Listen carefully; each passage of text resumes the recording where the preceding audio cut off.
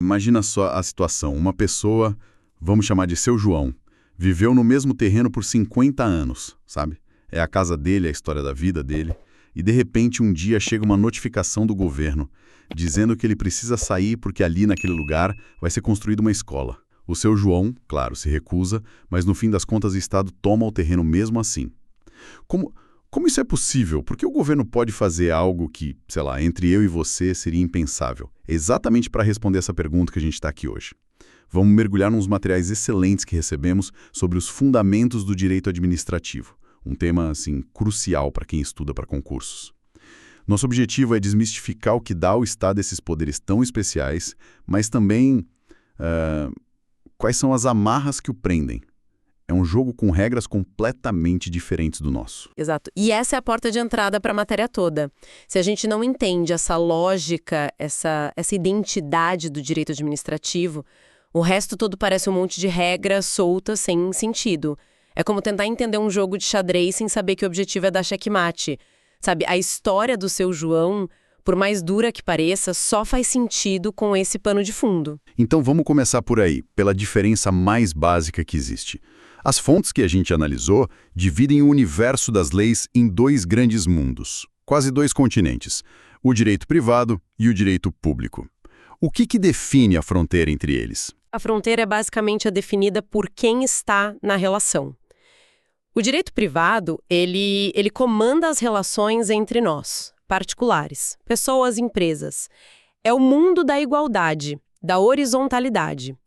Se eu quero te vender meu celular, por exemplo, eu te ofereço um preço, você aceita, ou sei lá, faz uma contraproposta. Nenhum de nós pode obrigar o outro a fechar o negócio. Estamos no mesmo nível. É uma relação de negociação, de comum acordo. Perfeitamente. O direito civil é o grande exemplo disso. É todo baseado na autonomia da vontade. Agora, quando um dos lados dessa relação é o Estado agindo como Estado, aí a gente cruza a fronteira.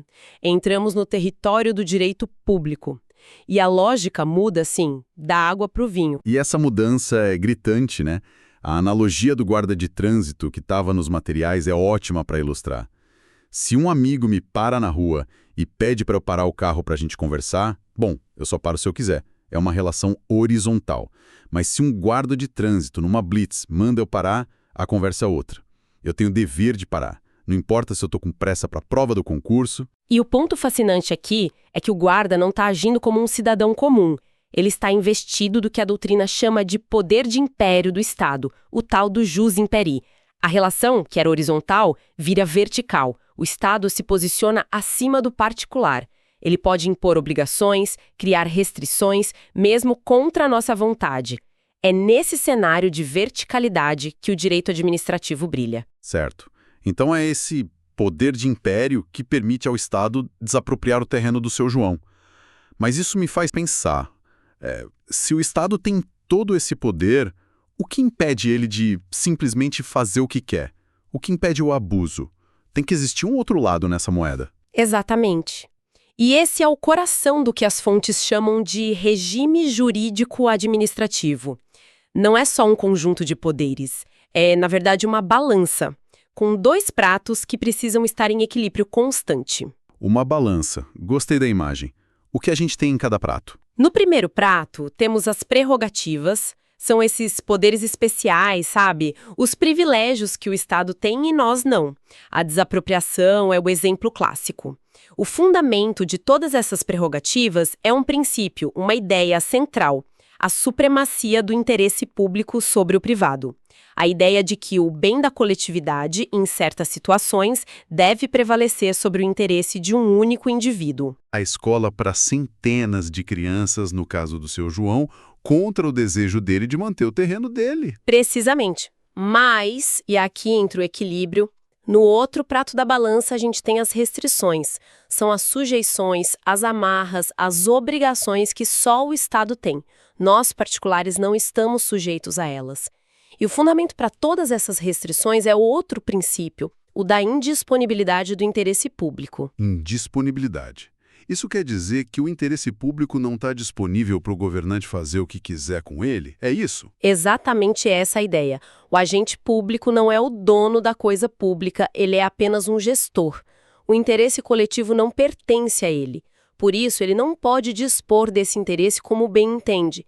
É essa tensão constante entre a supremacia, que dá poder, e a indisponibilidade, que impõe deveres, que define a atuação do Estado. Isso fica muito claro no exemplo da contratação de pessoal.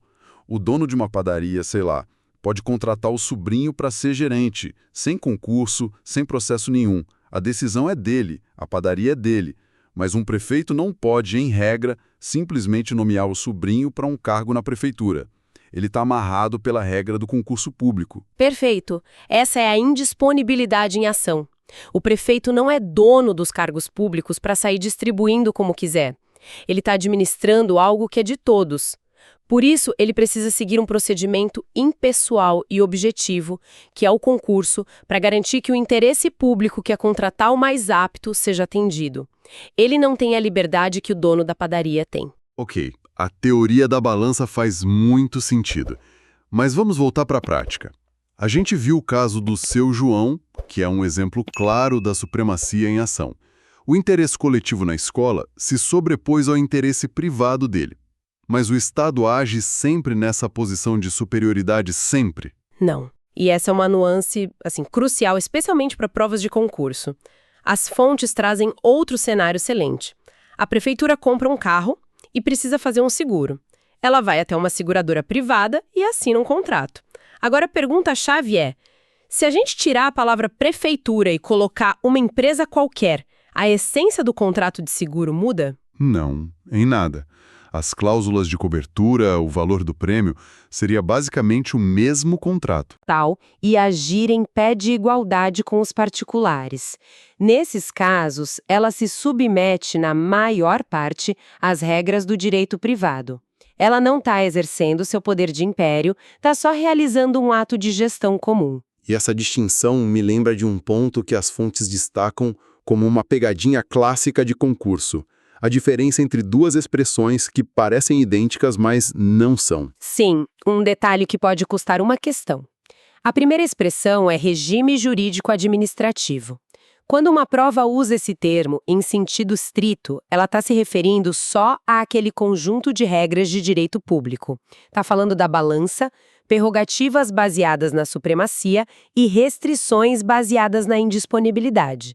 A desapropriação do Seu João acontece sob o regime jurídico administrativo. É o regime especial do Estado, digamos assim. Exato. A outra expressão é regime jurídico da administração pública. Note a preposição da. É um conceito muito mais amplo. Ele é como um guarda-chuva que abrange todos os regimes aos quais a administração pode se submeter. Inclui o regime público especial, mas também o regime privado, como no caso do contrato de seguro. Nossa, é um detalhe mínimo, mas agora eu vejo o tamanho da armadilha.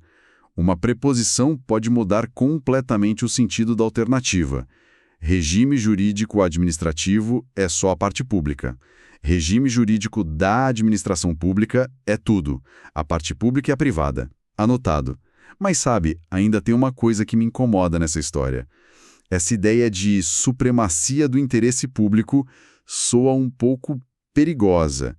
Onde a gente traça a linha para que isso não vire uma desculpa para o autoritarismo, para que o Estado não saia por aí atropelando os direitos das pessoas em nome de um suposto bem maior. Essa é a pergunta de $1 milhão e é o ponto mais sensível do debate. A supremacia não é um cheque em branco, de forma alguma. Ela encontra seu limite máximo nos direitos e garantias fundamentais previstos na Constituição. O interesse público não pode, por exemplo, justificar tortura ou censura.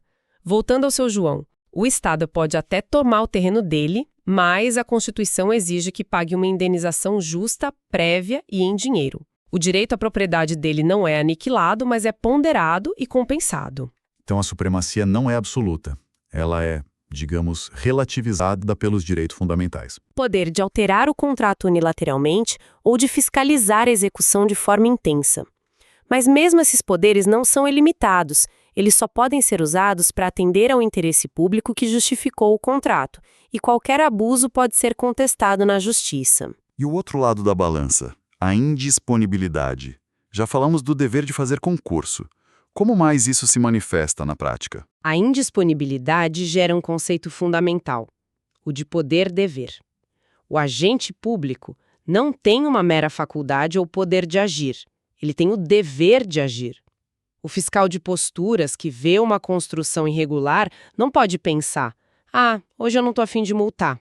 Ele tem o dever de embargar a obra ou aplicar a multa, porque o interesse público no ordenamento urbano não está à disposição dele para ele abrir mão, entende? Ele não pode ser omisso. Não pode.